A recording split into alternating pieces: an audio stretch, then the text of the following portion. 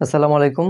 আশা করি সবাই ভালো আছো। আজকের ভিডিওতে দেখাবো টেন্স পরিবর্তন, সাবজেক্ট অবজেক্ট, পজেসিভ কিভাবে করতে হয়, তারপরে পার্সন, কোন পার্সন থাকলে কোন দিকে তাকাতে হয়, এবং শেষে দেখাবো মিজার থাকলে কি হয়, ওয়াজ ওয়ার থাকলে কি হয়।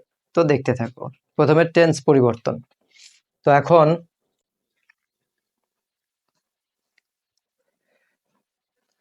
প্রেজেন্ট ইনডিফিনিট টেন্স থাকলে পাস্ট ইনডিফিনিট টেন্স হয়। প্রেজেন্ট ইনডিফিনিট টেন্স থাকলে পাস্ট ইনডিফিনিট টেন্স হয়, শুধু প্রেজেন্টের জায়গাতে পাস্ট। আবার প্রেজেন্ট কন্টিনিউয়াস টেন্স থাকলে পাস্ট কন্টিনিউয়াস টেন্স হয়, তার মানে আবার প্রেজেন্টের জায়গাতে পাস্ট। প্রেজেন্ট পারফেক্ট টেন্স থাকলে পাস্ট পারফেক্ট টেন্স হয়, এখানেও তাই, প্রেজেন্টের জায়গাতে পাস্ট।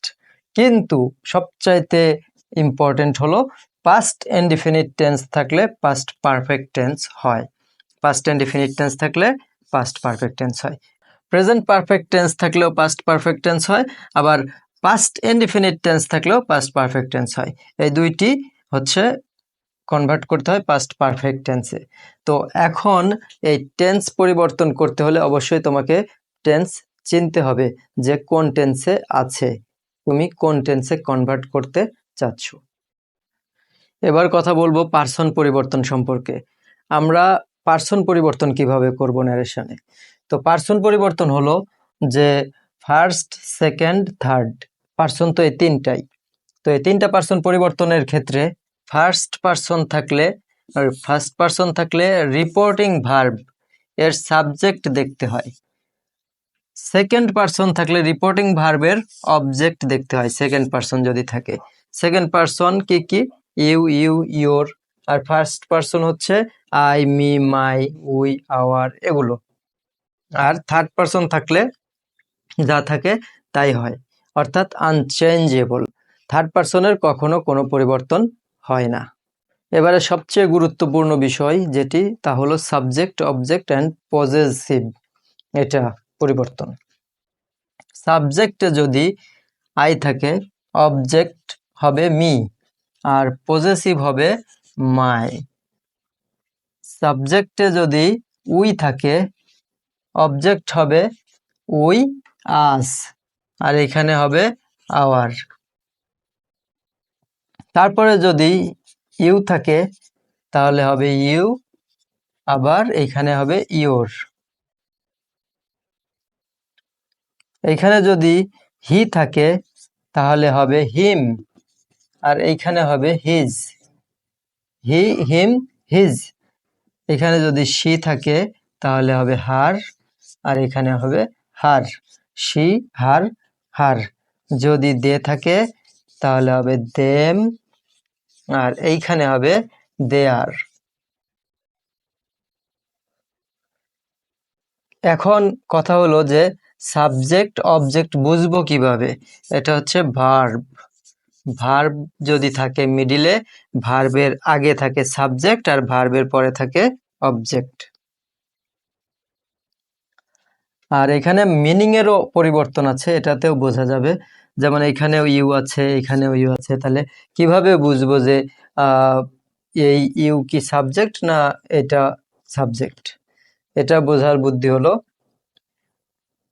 এই ইউ মানে হচ্ছে তুমি, আর এই ইউ মানে হচ্ছে তোমাকে। ভার্বের পরে থাকলে তোমাকে, আর ভার্বের আগে শুধু জাস্ট তুমি, আর ইওর মানে তোমার। এইখানে যা আছে সব র মিনিং প্রকাশ করে, সবগুলো র। আমার, আমাদের, তোমার, তার, তার, তাদের। আর এখানে সব কে মিনিং প্রকাশ করে, আমাকে, আমাদেরকে, তোমাকে, তাকে, তাকে, তাদেরকে। আর এখানে আমি, আমরা, তুমি, সে, সে, এটা হচ্ছে মেল, এটা ফিমেল, আর দে, তারা। তো এখানে ক্লিয়ার বোঝার বুদ্ধি হলো যে এইখানে শুধু সিম্পল মিনিং, এখানে সব কে বোঝায়, এখানে সব র বোঝায়। পজেসিভ মানে অধিকার করা। পজেসিভ অর্থ অধিকার করা, কোনো কিছু অধিকার করা, যেরকম আমার, তার, তাদের, তোমার, এটসেট্রা। এবারে দেখাবো অক্সিলিয়ারি ভার্বের পরিবর্তন। ডাইরেক্টে কি অক্সিলিয়ারি ভার্ব থাকলে ইনডাইরেক্টে আমরা কোন অক্সিলিয়ারি ভার্ব ব্যবহার করব। দেখো, যদি এই ডাইরেক্ট এবং ইনডাইরেক্ট,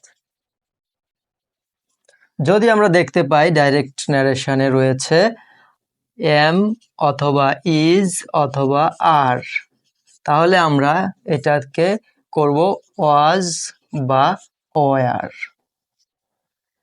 তারপরে যদি দেখতে পাই যে ওয়াজ বা ওয়ার আছে, তাহলে আমরা কি করব, হ্যাড বিন।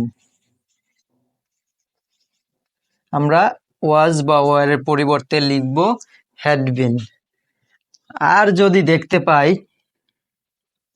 শ্যাল রয়েছে, তাহলে আমরা দিব শুড। যদি উইল থাকে তাহলে দিব উড। যদি থাকে ক্যান তাহলে দিব কুড। যদি থাকে মে তাহলে দিব মাইট। যদি থাকে মাস্ট তাহলে কেমনে কি দিব, যদি থাকে মাস্ট তাহলে দিব হ্যাড টু। তাহলে এখন দেখো এখানে এটা তো সিম্পল নিয়মের মধ্যেই পড়ে, এমিজার থাকলে ওয়াজ ওয়ার হয়, কিন্তু এটা হচ্ছে সবচেয়ে গুরুত্বপূর্ণ। ওয়াজ ওয়ার আছে, ওয়াজ ওয়ার থাকলে হ্যাড বিন দিব। ওয়াজ ওয়ার থাকলে আমরা কি দিব, এটা একটু ব্যতিক্রম, এটা ঠোঁটস্থ করে রাখবে, এটা খুবই ইম্পর্টেন্ট। শ্যাল থাকলে শুড হয়, উইল থাকলে উড হয়, ক্যান থাকলে কুড হয়, মে থাকলে মাইট হয়, আমরা সবাই জানি। বাট মাস্টেরটা আবার গুরুত্বপূর্ণ, এটা মনে রাখা জটিল। মাস্ট থাকলে আমরা মাস্টের পরিবর্তে কি বসাবো, হ্যাড টু। তো এখন এইখানে শুধু এইটা আর এইটা একটু ভালোভাবে মনে রাখলেই তোমরা এই ডাইরেক্ট ইনডাইরেক্ট ন্যারেশনে অক্সিলিয়ারি ভার্বের যে পরিবর্তন তা পারবে। আশা করি ন্যারেশন বুঝতে আর সমস্যা হবে না।